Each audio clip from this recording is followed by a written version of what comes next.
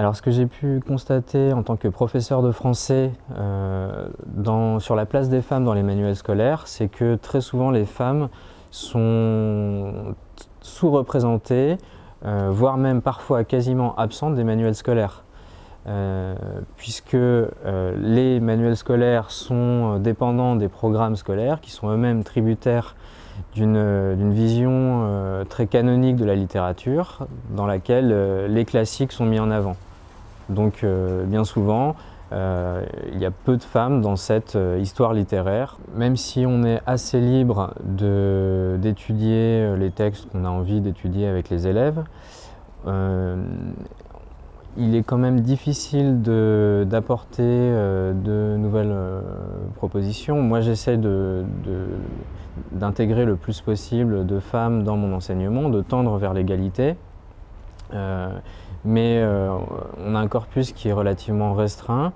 Et lorsqu'on essaye d'apporter de nouvelles propositions d'auteurs femmes, on ne se sent pas toujours très légitime, puisque ce sont des auteurs qui n'ont pas forcément été validés par l'institution scolaire. J'essaye également de travailler beaucoup sur les représentations de femmes dans la littérature, des femmes dans la littérature, et notamment en travaillant sur la question des stéréotypes. Parallèlement, j'essaye aussi de faire un travail avec les élèves pour expliquer cette absence, cette sous-représentation des femmes dans les manuels scolaires, pour qu'ils puissent mettre des mots sur cette absence et qu'il n'ait pas l'idée que si les femmes ne sont pas présentes, c'est qu'elles n'ont pas leur place dans l'histoire littéraire et dans les manuels scolaires.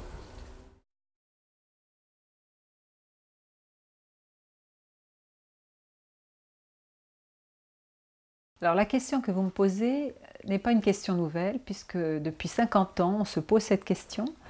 Depuis 50 ans, des études ont été menées pour traquer les stéréotypes de sexe dans les manuels scolaires et des outils de lutte contre ces stéréotypes et de promotion de l'égalité entre les sexes ont été créés. Pour résumer, on peut dire que les éditeurs et les éditrices ont à se poser 3 questions concernant les manuels qu'ils sont en train de fabriquer. Alors, les manuels transmettent des connaissances, mais elles ne vont pas transmettre des connaissances de manière abstraite. Les manuels utilisent des personnages et, en gros, utilisent soit des personnages inventés, par exemple dans les manuels de mathématiques ou de français à l'école primaire, pour donner des exemples de grammaire ou des exemples numériques en mathématiques. Utilisent aussi des personnalités célèbres, ne serait-ce qu'en citant en littérature des textes d'écrivains ou des artistes. Et puis, dans les livres d'histoire, on va parler de certains peuples, de la nation, de certaines classes sociales, etc. Donc, à partir de là, les éditeurs et les éditrices, les rédacteurs et les rédactrices, mais aussi les utilisateurs et les utilisatrices peuvent se poser 3 questions. La première, c'est une question concernant la parité numérique. Est-ce que, dans des proportions à peu près similaires, j'ai autant d'hommes que de femmes? La deuxième question, c'est de s'interroger sur les identités qui sont transmises par les personnages de sexe masculin et de sexe féminin. Quelles sont leurs activités, leurs actions, les métiers exercés, les lieux dans lesquels ils évoluent? Est-ce que ces identités entre hommes et femmes sont interchangeables? Ou bien est-ce qu'elles sont très clivées? Et la dernière question, la troisième, c'est de se demander quelles sont les relations entre hommes et femmes. Sont-ce des relations d'égalité ou bien des relations de domination? Une fois qu'on s'est posé ces questions, on observe le résultat. Et comme je l'ai dit, il y a des grilles qui existent, qui peuvent aider à cette analyse des manuels. Alors, soit, effectivement, on a des déséquilibres et on est très loin de l'égalité. Et dans ce cas, on peut essayer, notamment à travers les exemples inventés, de rétablir l'équilibre, d'avoir des portraits beaucoup plus égalitaires entre les hommes et les femmes. Mais aussi, quand il s'agit de parler du passé, et même du présent, puisque dans le présent des inégalités perdurent, la question est de se demander si des femmes n'ont pas existé. et qu'on aurait oublié ou qu'on aurait gommé au travers de l'histoire. Et là aussi, on peut faire appel à des outils. Je pense par exemple à un manuel comme Une histoire mixte qui revisite l'histoire. Il y a nombre de travaux d'historiens et d'historiennes qui revisitent l'histoire pour remettre à l'honneur des mathématiciennes oubliées ou des artistes oubliés.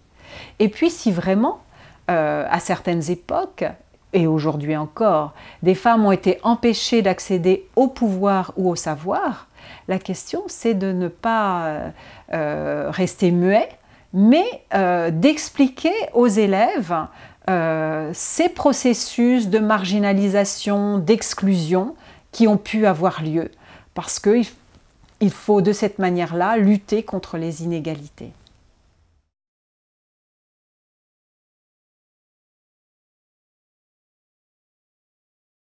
Les études que le Centre mène sur les manuels scolaires montrent ces inégalités et c'est pourquoi pour nous c'est important la prise de conscience de tous les acteurs et les actrices de la chaîne des manuels scolaires, c'est-à-dire ceux qui les font et celles qui les font, les éditeurs et les éditrices et les auteurs, mais aussi ceux et celles qui les achètent, c'est-à-dire les collectivités territoriales et les établissements scolaires, mais surtout les personnes qui les utilisent et qui les choisissent, c'est-à-dire les professeurs et les parents et même les élèves. Le centre contribue à améliorer la situation de deux manières. On sensibilise les acteurs et les actrices à ce problème, mais aussi surtout on produit des outils d'aide au choix des manuels qui tendent vers l'égalité. On produit par exemple une grille qui aide les professionnels ou les professeurs ou tous les acteurs et actrices à choisir les manuels qui tendent vers l'égalité femmes-hommes.